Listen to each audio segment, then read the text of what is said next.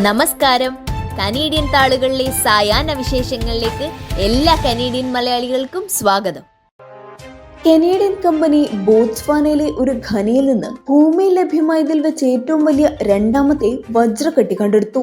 1905 ദക്ഷിണാഫ്രിക്കയിൽ ബ്രിട്ടീഷ് ഭരണത്തിന് കീഴിലായിരിക്കെ കുഴിച്ചെടുത്ത പ്രസിദ്ധമായ കള്ളിനൻ വജ്രമാണ് ഇതുവരെ കണ്ടെത്തിയതിൽ വെച്ച് ഏറ്റവും വലിയ വജ്രം. 3106 ക്യാരറ്റായിരുന്നു കള്ളിനൻ വജ്രത്തിൻ്റെതെങ്കിൽ ഇപ്പോൾ ലഭിച്ചിരിക്കുന്നത് 2492 ക്യാരറ്റ് വജ്രമാണ്. Mega diamond recovery X-ray transmission എന്ന പ്രൊപ്രൈറ്ററി എക്സ്റേ സാങ്കേതികവിദ്യയുടെ സഹായത്തോടെ കേടുകൂടാതെ കണ്ടെത്തിയ 2492 ക്യാരറ്റ് വജ്രത്തിന്റെ വില എത്രയെന്ന് കണക്കാക്കപ്പെട്ടിട്ടില്ല. എത്ര കുറഞ്ഞാലും $100 മില്യൺ വിലമതിക്കുമെന്ന നിഗമനത്തിലാണ് കനേഡിയൻ കമ്പനി. ഭക്ഷ്യക്ഷാമം ഓന്റാരിയോയിലെ ഫുഡ് ബാങ്കുകളെ അടച്ചുപൂട്ടൽ ഭീഷണിയിലേക്ക് നയിക്കുന്നെന്ന് റിപ്പോർട്ടുകൾ. ബ്രാൻഡ് കൗണ്ടിയിലെ സാൽവേഷൻ ആർമി ഫുഡ് ബാങ്ക് ഭക്ഷ്യലഭ്യത നിലച്ചതോടെ ഒരു ദിവസത്തേക്ക് താൽക്കാലികമായി അടച്ചിടേണ്ടി വന്നു. സാധാരണ സമ്മർ സീസണിൽ നേരിടാറുള്ള ഭക്ഷ്യലഭ്യത കുറവിനേക്കാൾ തീവ്രമായതും അടച്ചുപൂട്ടൽ വരെ സംഭവിച്ചേക്കാവുന്നതുമായ ക്ഷാമമാണ് ഇപ്പോൾ നേരിടുന്നതെന്ന് ഫീഡ് ഓന്റാരിയോ വക്താക്കൾ അഭിപ്രായപ്പെടുന്നു. വർദ്ധിച്ചുവരുന്ന തൊഴിലില്ലായ്മയും കുടിയേറ്റത്തിലുണ്ടായ വർധനയും ഫുഡ് ബാങ്കുകളുടെ പ്രവർത്തനത്തെയും ബാധിക്കുന്നുണ്ടെന്നും അവർ കൂട്ടിച്ചേർത്തു.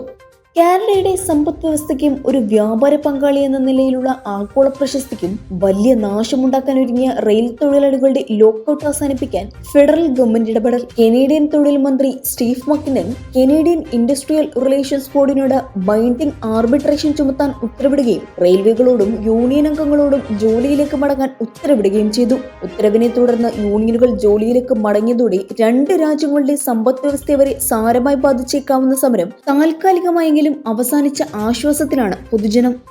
എയർലൈൻ പൈലറ്റ്സ് അസോസിയേഷനിലെ 98% എയർ കാനഡ പൈലറ്റുമാരും പണിമുടക്കിന് അനുകൂലമായി വോട്ട് ചെയ്തതോടെ എയർ കാനഡയിലും പണിമുടക്കുണ്ടായേക്കുമെന്ന് ഏതാണ്ട് ഉറപ്പായി കഴിഞ്ഞു. തങ്ങൾ ആവശ്യപ്പെട്ട ആനുകൂല്യങ്ങൾ ലഭിച്ചില്ലെങ്കിൽ സെപ്റ്റംബർ പകുതിയോടെ സമരം ആരംഭിക്കുമെന്നാണ് അസോസിയേഷന്റെ അന്ത്യശാസനം. നവംബറിൽ തിരഞ്ഞെടുക്കപ്പെട്ടാൽ ടെസ്ല സിഇഒ ഇലോൺ മസ്കിന് ക്യാബിനറ്റ് പദവിയോ വൈറ്റ് ഹൌസിലെ ഉപദേശക ചുമതലയോ നൽകാൻ തയ്യാറാണെന്ന് റിപ്പബ്ലിക്കൻ സ്ഥാനാർത്ഥി ഡൊണാൾഡ് ട്രംപ് പ്രഖ്യാപിച്ചതായി റോയിട്ടേഴ്സ് റിപ്പോർട്ട്. മസ്കിനെ ഉപദേശക റോളിലേക്കോ ക്യാബിനറ്റ് പദവിയിലേക്കോ പരിഗണിക്കുമോ എന്ന ചോദ്യത്തിന് അദ്ദേഹം വളരെ മിടുക്കനാണ്, ഞാൻ തീർച്ചയായും ചെയ്യും, അദ്ദേഹം തയ്യാറെങ്കിൽ ഞാൻ തീർച്ചയായും ചെയ്യുമെന്നായിരുന്നു ട്രംപിന്റെ മറുപടി. എന്നാൽ ട്രംപിന്റെ ഈ പ്രഖ്യാപനത്തോട് മസ്ക് ഇതുവരെ പ്രതികരിച്ചിട്ടില്ല. ഹേമ കമ്മിറ്റി റിപ്പോർട്ടിൽ പ്രതികരിച്ച് താരസംഘടനയായ അമ്മ ഒളിച്ചോടിയിട്ടില്ലെന്നും ഞങ്ങൾ ഹേമ കമ്മിറ്റിക്കൊപ്പമാണെന്നും ജനറൽ സെക്രട്ടറി സിദ്ദിഖ് വാർത്താ സമ്മേളനത്തിൽ പ്രതികരിച്ചു. തെറ്റ് ചെയ്തവർക്കെതിരെ പോലീസ് കേസെടുത്ത് അന്വേഷിക്കണമെന്നും ഒറ്റപ്പെട്ട 1-2 സംഭവങ്ങളുടെ പേരിൽ സിനിമാ മേഖലയെ ആകെ കുറ്റപ്പെടുത്തരുതെന്നും സിദ്ദിഖ് കൂട്ടിച്ചേർത്തു. ഹേമ കമ്മിറ്റി റിപ്പോർട്ട് അമ്മയ്ക്ക് എതിരെയുള്ള റിപ്പോർട്ടല്ല, അമ്മയെ ഹേമ കമ്മിറ്റി പ്രതിക്കൂട്ടിൽ നിർത്തിയിട്ടുമില്ല, ഞങ്ങൾ ഹേമ കമ്മിറ്റിക്കൊപ്പമാണ്, മാധ്യമങ്ങൾ ഞങ്ങളെ പ്രതിക്കൂട്ടിൽ നിർത്തുന്നതിൽ വിഷമമുണ്ടെന്നും സിദ്ദിഖ് പറഞ്ഞു. ഇന്നത്തെ കനേഡിയൻ സായാഹ്ന വിശേഷങ്ങൾ ഇവിടെ അവസാനിക്കുന്നു. ഇത് നിങ്ങളിലേക്ക് എത്തിച്ചത് Polaris dental Brampton, Latha Menon barrister solicitor of Menon law professional corporation, കേരളക്കാരി house Mississauga, Gopinathan Ponmanadiyil, rudraksha gem expert, Roy George broker of records.